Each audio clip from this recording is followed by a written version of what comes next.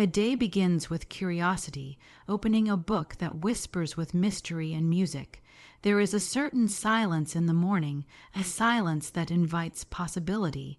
I sit with the book in my hands, its cover already promising a journey that is unlike any other. The moment the first page turns, something changes. The air feels different, as though the world around me is waiting to see if I will continue. And I do, because curiosity is not something that can be ignored. It is like a small spark that insists on becoming fire. The first sentences breathe life into a world that at once feels distant and yet uncannily close. A world where stages are lit, where velvet curtains part, and where the sound of music hovers in the air, waiting to take shape. There is a melody in the words themselves, almost as though the book were written not just to be read, but to be heard. Each line hums with rhythm, each phrase carries a subtle note of anticipation. I imagine myself in that world, among the dancers whose feet move like whispers across polished floors, among the directors whose voices fill the grand halls with urgency and command. I imagine the dim light of the corridors, the echoes of laughter, the rustle of costumes, the hush before a performance begins. All of this comes alive in my mind, not as flat text, but as a living, breathing stage where every detail has its part to play. Curiosity deepens as I continue. I begin to feel as though the book is not simply telling me a story, but inviting me to listen more carefully. With each paragraph, I sense something waiting beneath the surface, a tension carried in silence. The words are music, yes, but music that does not resolve easily. It lingers, it teases, it unsettles, and that is where the beauty lies. Reading in English is not just about understanding grammar or vocabulary. It is about surrendering to that rhythm, about letting the language carry you into places your own imagination might never have wandered. As I follow the story, I am at once a reader and an observer of myself, noticing how the words shape my thoughts, how they make me question, how they make me want to keep turning the page. There is also something magical about the way a book can change the pace of time. In the morning, I told myself I would read only a little, perhaps one chapter, before moving on with the rest of the day. But curiosity does not obey plans. One chapter becomes another, and then another. The book whispers again, reminding me that the world within it is far more enticing than the one outside my window. The hours slip by unnoticed. My tea grows cold, the clock ticks on, but I am elsewhere. I am walking through gilded theaters, watching rehearsals unfold, hearing voices rise and fall like waves. Each new detail is a discovery, and with every discovery, curiosity grows stronger, refusing to let me step away. As I read, I begin to realize that curiosity is not just about wanting to know what happens next. It is about being willing to immerse myself in a world that is at once foreign and familiar. Foreign, because the characters belong to a time and place so different from my own. Familiar, because their fears, their hopes, and their desires speak a language that all of us understand. And in that moment, I see the true gift of reading in English. It is not a task, not an exercise, but an invitation to feel more deeply. The book is not simply teaching me words. It is teaching me how words can hold emotion, how they can paint images, how they can echo long after the sentence has ended. The more I read, the more I feel that the story is speaking directly to me, urging me to listen not only with my mind, but with my heart. The music within it is not just the music of opera or song. It is the music of human experience. It is the quiet note of longing, the sharp strike of fear, the soaring crescendo of joy, and all of it flows through the pages into my imagination, reminding me that language, when it is alive, does not need translation. It needs only to be felt. This is how the day begins. with curiosity that transforms reading into a journey, with a book that does not merely open but sings. And by the time the first 24 hours draw closer, I know I have not only read a story, I have lived inside it. Characters step from the page, dancers, directors, and a young singer, whose voice carries both hope and fear. It is one thing to read about them as words, but quite another to feel them come alive, as though they had been waiting behind a curtain, ready to make their entrance the moment I turned the page. The dancers arrive first, their movements light and quick, their laughter rising above the sound of their steps. I can almost see the flutter of costumes, the sparkle of their eyes as they prepare for the stage. They are full of energy, of youth, of that confidence that comes when one is at the very beginning of life, still believing that every performance is a doorway to possibility. They remind me that the world of art is always moving, always restless, never still. The directors soon follow, their presence heavier, their words carrying authority. They are not graceful like the dancers, but they command attention in their own way. I can hear their voices echoing through the rehearsal rooms, sharp with instruction, sometimes impatient, sometimes cautious. Their world is not only about beauty, but also about responsibility, about making decisions, managing crises, and ensuring that the show goes on no matter what storms threaten from behind the scenes. They stand as a contrast to the dancers, grounded and firm, and yet I sense that even they are caught in the currents of something far greater than themselves. Their plans, their certainty, are challenged by shadows they cannot quite name, and this tension makes their role feel all the more human. And then there is the young singer. She does not step onto the page with laughter like the dancers, nor with authority like the directors. She arrives quietly, almost hesitantly, yet the moment she is there, everything changes. Her voice carries more than sound. It carries the fragile weight of hope and the trembling edge of fear. There is something in her presence that draws the heart closer.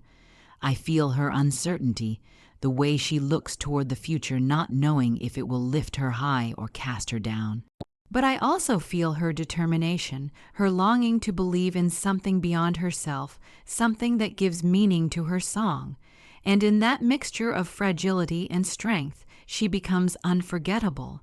The beauty of reading is that these characters are not flat figures on a page. They are companions for the imagination. The more I read, the more I see them as people I might know, people who exist outside the story.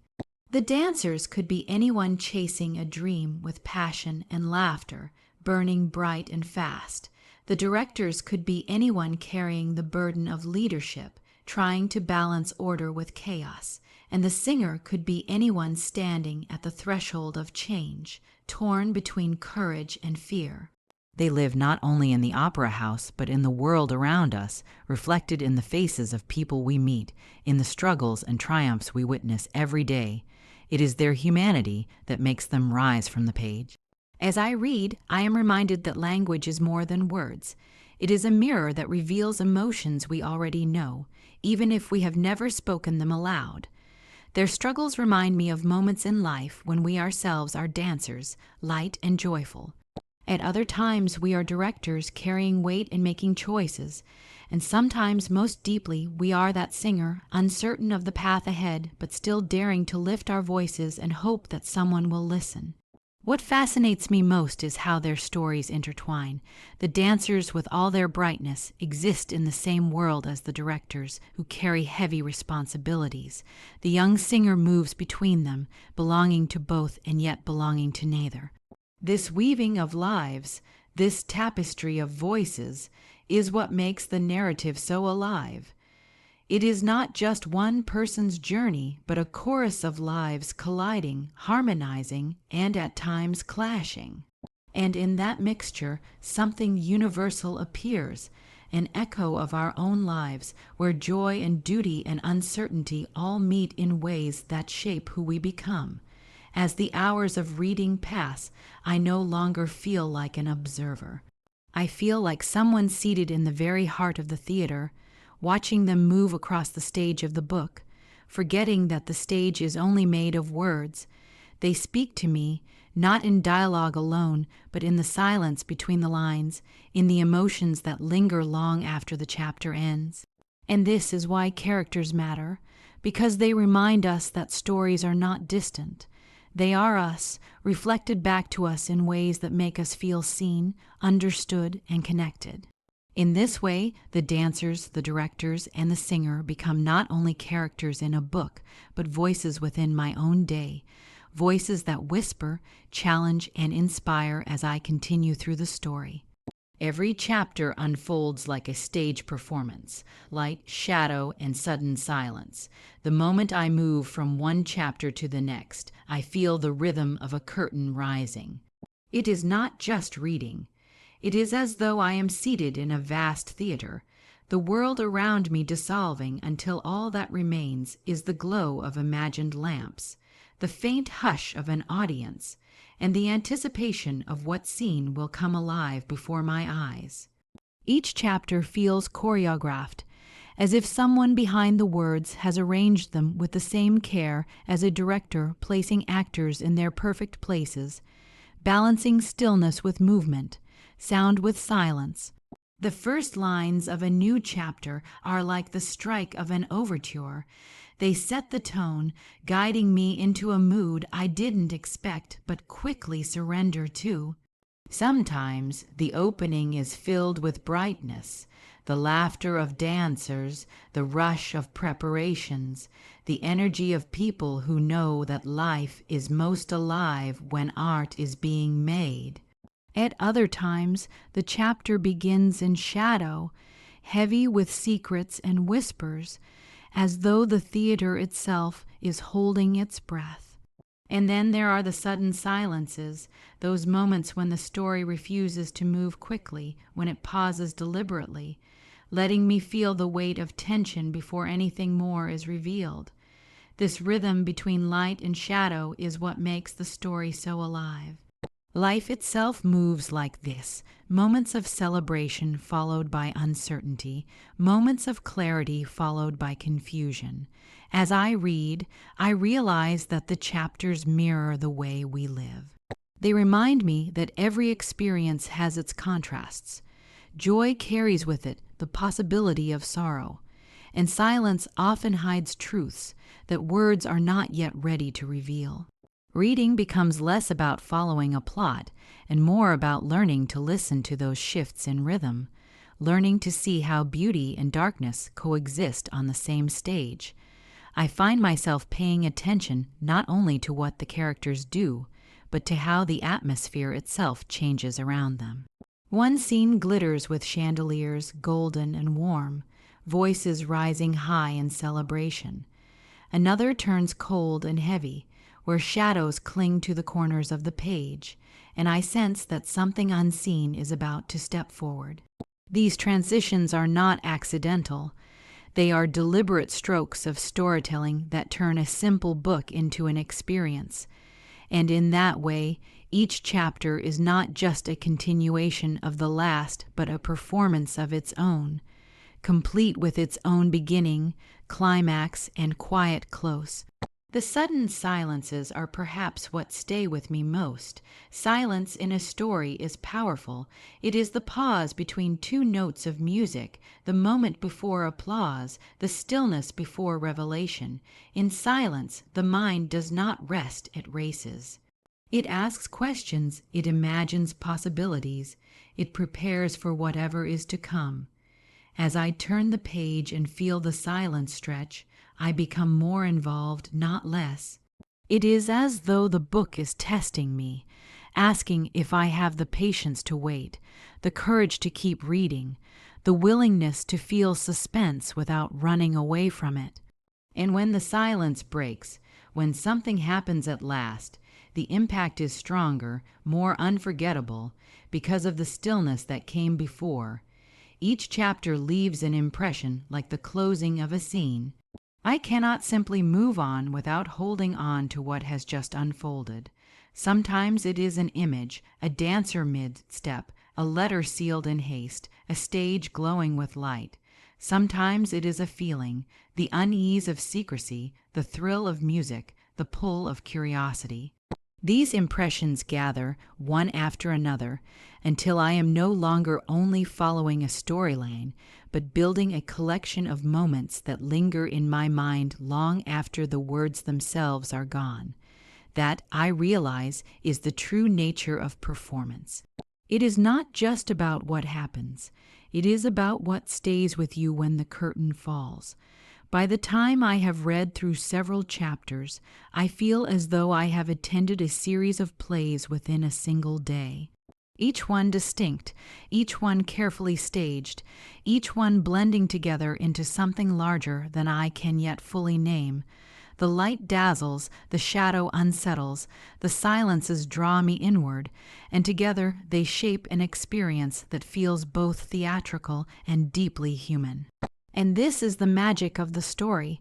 It reminds me that life itself is a stage where every moment carries its own lighting, its own sound, its own silence, and where every chapter is an act waiting to be lived. Letters, voices, and hidden passages blur the line between reality and imagination. What begins as a simple story on paper quickly turns into something far more layered, where every word carries a secret, every sound suggests a presence, and every doorway might open into a world unseen. Letters arrive in the narrative, carrying not just ink but emotion, urgency, and the sense that someone is always watching, always guiding events from the shadows. They are not ordinary notes. They breathe with personality, with commands, with promises and threats that shift the course of the story. As I read them, I feel the same tension as the characters, should these letters be trusted, feared, or ignored. And with each new page, the mystery grows deeper. Then there are the voices. They do not belong only to the stage, where music soars and words are spoken before an audience. These voices are private, personal, often invisible. They echo in corridors, whisper through locked doors, and appear when least expected. They unsettle and fascinate at the same time. When a voice calls from nowhere, it is as if the boundary between imagination and reality has thinned to nothing. Reading those moments, I find myself glancing up from the page, half expecting to hear something in my own room. That is the power of a story when it is alive.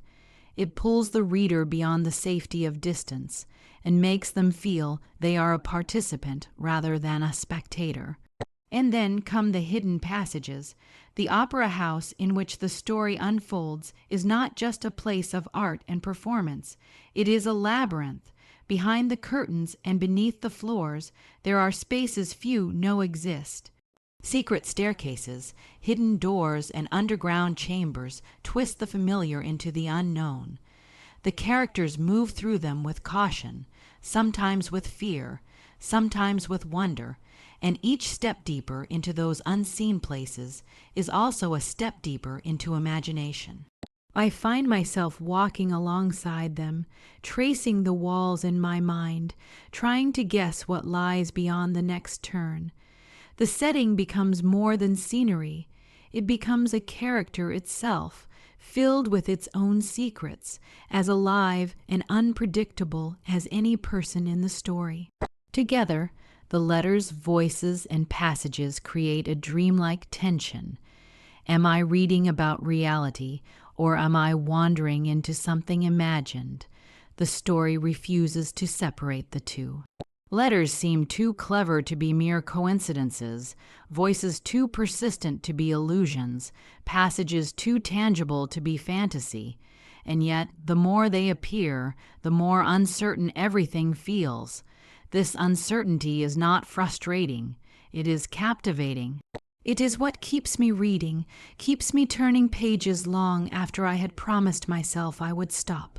Reality and imagination blur until I no longer care to draw a line between them, because both feel equally possible. What moves me most is how these elements reflect the nature of human thought itself. We all live with letters of a kind, messages from others that shape our choices and linger in our minds. We all hear voices, whether they are the spoken words of those around us or the quieter voices of memory, doubt, and desire within. And we all walk through hidden passages, not always physical ones, but passages of emotion, of memory, of fear and hope that take us places no one else can see.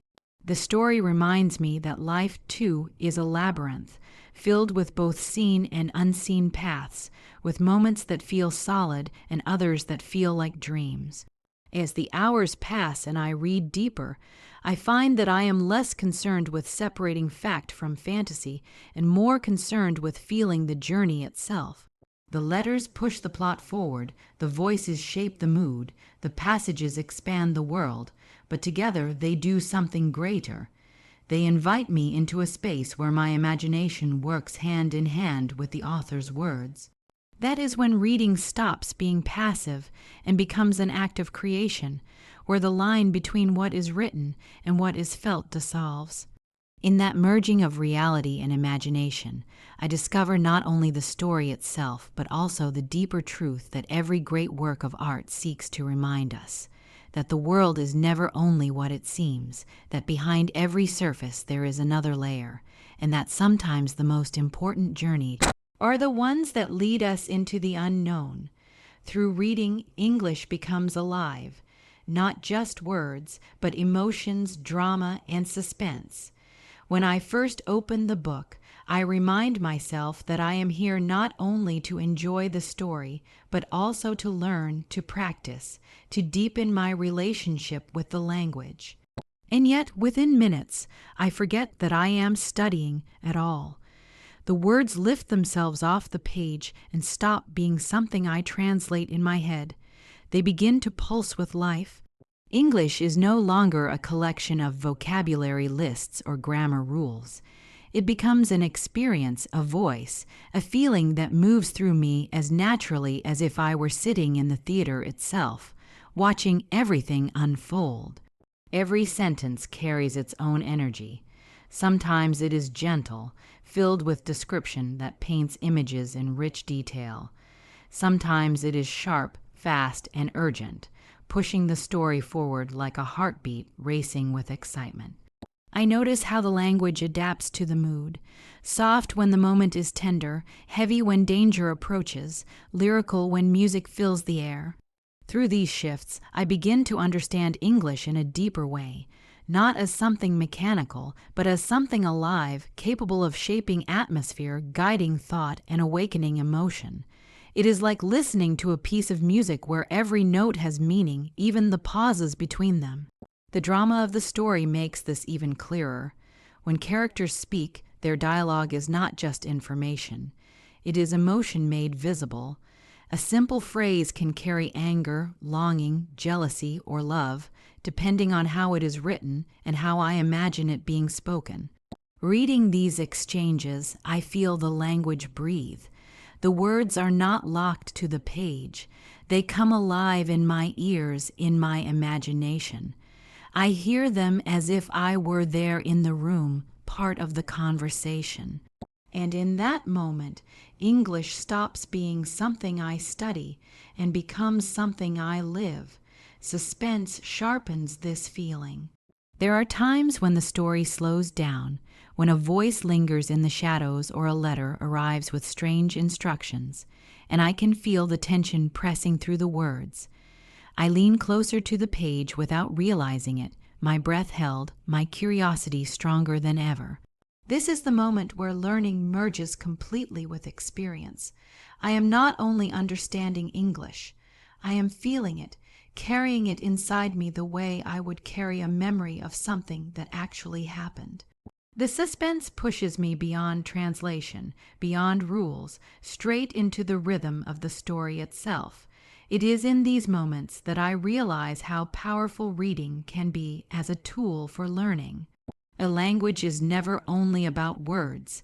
It is about the emotions those words can carry, about the way they can make us laugh, cry, fear, and hope. When I read, I learn not only the meaning of a sentence, but also how that sentence can touch me, how it can leave an echo that stays long after the page is turned.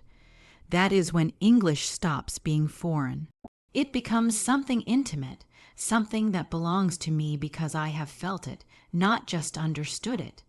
As I read further, I begin to recognize patterns in the way suspense is created, in the way dialogue builds tension, in the way description sets a mood. And with every recognition, I gain something new, not only knowledge of the story, but also a deeper sense of how English works as an instrument of expression. I find myself more confident, more at ease, more willing to let the words carry me without fear of losing my way. I start to believe that English is not a wall to climb, but a river to step into, one that carries me forward the more I trust it. What amazes me is that this transformation happens almost without effort. I did not sit down to memorize rules or drill phrases. I simply allowed myself to enter the story fully, and in doing so, the language itself came alive. This is the gift of reading, not only the gift of story, but the gift of learning that feels natural, almost invisible.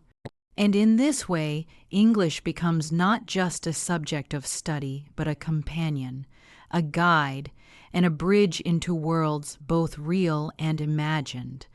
Through reading, I discover that language is not something we keep at a distance. It is something we must live through, something that must make us feel. And in that feeling, it becomes unforgettable. After 24 hours, it is not just a story read. It is an experience lived, a language felt, and a memory kept. When the day begins, the book is simply a companion, a collection of chapters waiting to be turned.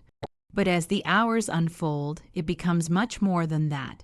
With every page, I step further into a world where the line between my reality and the story's reality begins to blur. By the end of those 24 hours, I am no longer merely a reader. I have walked the corridors. I have heard the voices. I have carried the weight of the letters, and I have stood among the shadows and the light. The story has entered me, and I have entered it. It is in that immersion that I discover what it means to live through language. At first, I expect to be on the outside, observing, interpreting, perhaps even analyzing the words, but language has a way of pulling me in when I least expect it. The more I read, the more it begins to speak directly to me, not just to my mind, but to my emotions. English stops being a subject, and instead it becomes a heartbeat, a rhythm guiding me through the drama, the suspense, and the beauty of what unfolds. I feel it in the rising excitement of dialogue, in the gentle pauses of description, in the sudden silences that make me hold my breath. It is as though the language itself has reached beyond the page to remind me that every word carries more than meaning. It carries life. By the time I reach the later chapters, I realize that I have not simply followed a plot. I have shared in an experience. The characters feel less like names on paper and more like people I know. I can still see the dancers, their laughter bright and fleeting. I can still hear the directors, their voices heavy with responsibility. I can still feel the trembling of the young singer, her voice carrying both courage and fear in equal measure. They linger in my mind as though I had actually stood among them, as though I had been there in the opera house, watching events unfold before my own eyes. That is when I understand this is no longer just a story. It is a memory being formed, one that will remain with me even after the book has been closed. The passage of time itself becomes part of the experience. I tell myself at the start that I will only read for a short while, perhaps an hour. But curiosity is stronger than discipline. 1 hour stretches into 2, then into 3, until I am no longer counting time at all. I read in the morning, and suddenly it is afternoon. I read in the afternoon, and without realizing it, night has arrived. The book has consumed the day, but it does not feel like time wasted. It feels like time transformed, as though I have lived another life alongside my own. That is the gift of these 24 hours. It teaches me that when a story is powerful, time bends to its rhythm, and beyond the story, there is the language itself. By spending the day immersed in English, I come to feel its weight and its texture in ways no classroom could teach. I do not memorize lists of words. I experience them. I do not rehearse grammar rules. I watch them live inside sentences that make me feel. The language becomes part of the memory, inseparable from the story, inseparable from the emotions. When I look back on this day, I will not only remember what happened in the book, I will also remember the sound of the words, the way they shaped my thoughts, the way they made me feel both vulnerable and alive. When the 24 hours come to a close, I close the book with a quiet sense of completion, but not of ending. The story is finished, yet it remains with me. I carry it the way I carry music after a song has ended, the way I carry the image of a stage even after the curtain has fallen. It is no longer something I read. It is something I have lived, and that is why I know it will not fade easily. It will stay, not only as a tale I once enjoyed, but as an experience that shaped how I see language, how I feel emotion, and how I remember what it means to live through a story. After 24 hours, it is not just a story read. It is an experience lived, a language felt, and a memory kept. Through curiosity, I opened the pages and found a stage alive with dancers, voices, and shadows that blurred reality with imagination. In every moment, English was no longer just words, but emotions, suspense, and memories etched into my heart. And as the curtain falls on these 24 hours, I leave not with a story read, but with an experience lived and a language truly felt.